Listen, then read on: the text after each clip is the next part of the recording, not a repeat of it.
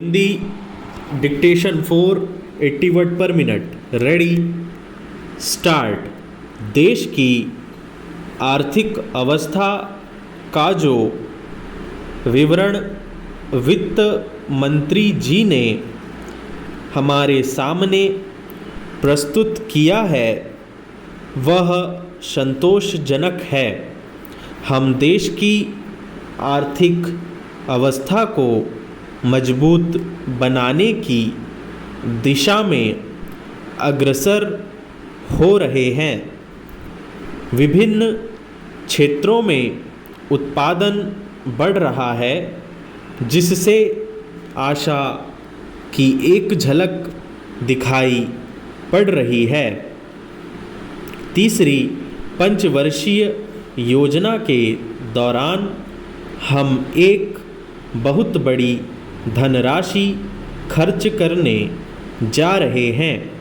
यह भी एक आशाप्रद बात है, लेकिन अध्यक्ष महोदय, पिछले साल भी मैंने वित्त मंत्री जी का ध्यान इस तरफ खींचा था और आज फिर खींचता हूँ कि देश की वर्तमान आर्थिक अवस्था का चित्र हमारे सामने रखने के साथ ही साथ उन्हें यह भी बतलाना चाहता था कि इस देश के अंदर उत्पादन में जो वृद्धि हुई है वह समाज के किस अंग में, किस रूप में उपयोग में लाई गई है।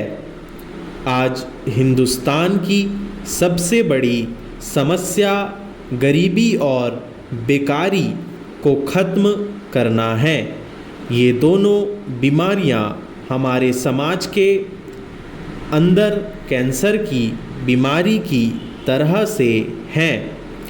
आज तक डॉक्टर यह नहीं सोच पाए कि कैंसर की बीमारी के लिए कौन सी दवा उपयुक्त है।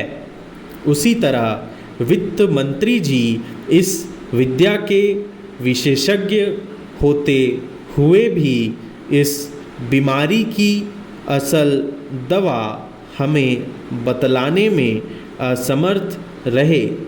यह ठीक है कि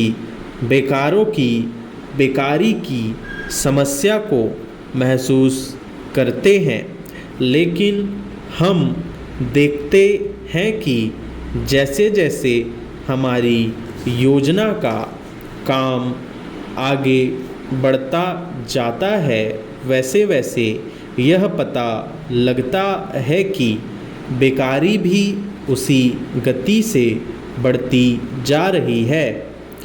गरीबी का सवाल बेकारी की समस्या से जुड़ा हुआ है। अगर लोगों को काम मिलेगा तो बेकारी दूर होगी और देश से गरीबी भी दूर होती जाएगी। पैरा। मेरे मित्र ने यहाँ अपने विचार प्रकट करते हुए अभी कहा कि देश की उन्नति के लिए नागरिकों को त्याग करना चाहिए। मैं इस बात को बहुत अच्छी तरह से महसूस करता हूँ और हमारे देश की जनता भी इसको अच्छी तरह से जानती है कि बिना कष्ट उठाए पूंजी जमा नहीं हो सकती और पूंजी के विकास नहीं हो सकता। परंतु सिर्फ इस सदन में खड़े होकर कह देने से पूंजी नहीं बढ़ सकती। जनता हर तरह से सहयोग करने को तैयार है, परंतु उसे रास्ता आपको दिखलाना चाहिए।